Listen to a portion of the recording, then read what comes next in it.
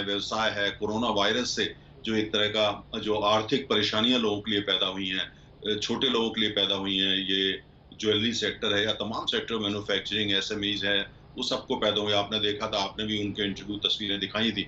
बहुत सारे लोग सड़कों पे थे, उनका तो दुःख और भी ज़्यादा था। पूरी दुनिया के अंदर जो छोटे गरीब देश हैं, अमीर देश उनके पीछे पड़े हुए हैं, कर्ज़ा निकाला जा रहा है। चीन जैसे देश हैं, वो देशों से कर्ज़ा हाथ मरोड़ के पैसा वापस ले रहे हैं और उनकी परेशानियाँ बढ़ रही हैं। तो कोरोना वायरस से ये तकलीफ़ जो है, इंसान की तकलीफ़, आखिर तो हम सब इंसान हैं ना, उन सब की तकलीफ़ बहुत बड़ी है, ख़ास तौर से उन लोगों की, जो किसी तरीके से जिनका जो कैश फ्लो है, वो रुक गया है या और परेशानियाँ हैं। इसीलिए सरकार ने हर बैंक को इस बात की हिदायत दी है कि जहाँ भी इसमें आप पहले नरमी बरतें। ईएमआई के लिए हर एक को, इसीलिए सरकार ने जो है वो पैसे छूटते ही सबसे पहले कहा था ईएमआई या इस तरह की वसूली भी जो है उसके नियम बनाए थे और कहा ये अगस्त के एंड तक तिथि देकर इस तक आपने इस पे कोई जोर नहीं डालना है।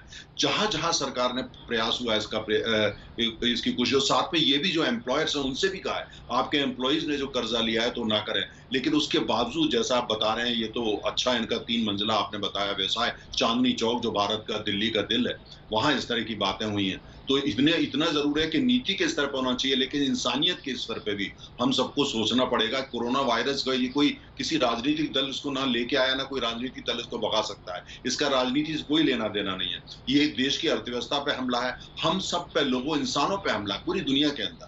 अब उससे कैसे, जब तक नहीं होगा, जब तक हम इंसानियत नहीं दिखाएँगे। मैं आप ये कहें पॉलिटिशियन, आप ये इंसानियत, पॉलिटिशियन हो या कोई भी हो, ये ऐसे वक़्त में जब देश पे हमला है, लोगों पे हमला है, धंधे पे हमला है, पेट पे हमला है, जज़्बात पे हमला है, परिवार पे हमला है, हमको इंसानियत ही दिखानी पड़ेगी। कोई राजनीतिक बात इसका समाधान नहीं है।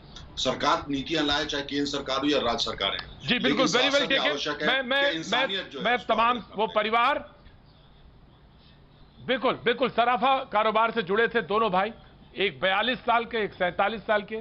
47 साल के जो ब्रदर थे जिन्होंने आत्महत्या की, उनके 2 बच्चे हैं। अब आप पूरा अंदाजा लगाएं, वो पिता जो बोल पाने की स्थिति में नहीं था और लगातार ये कह रहा था कि बस मुझे ये तो मालूम है कि कौन जो जिनसे कर्ज लिया था वो बड़े दबाव बना रहे थे। सवाल ये है कि दबाव इतना ज्यादा था, इतना ज्यादा था दबाव कि वो जो 50-60 लाख रुपए का जो कर्ज लिया था वो सहन नहीं करे और दोनों भाइयों ने आत्महत्या कर ली। अजय कुमार जी, आम आदमी पार्टी के प्रवक्ता हमारे साथ मौजूद हैं, दिल्ली में सरकार है। मैं जानना चाहता हूं अब इनके लिए कौन न्याय मांगेगा और इन जैसे लोगों के लिए जो इस समय बहुत बड़ी संख्या है देश में, कौन न्याय के लिए आगे आएगा और कौन कहेगा नहीं इनके लिए न्याय होना चाहिए, इनको भी न्याय मिलना चाहिए। अजय कुमार जी। ठीक है प्रदीप जी, पहले तो समस्या तो अर्थव्यवस्था की है।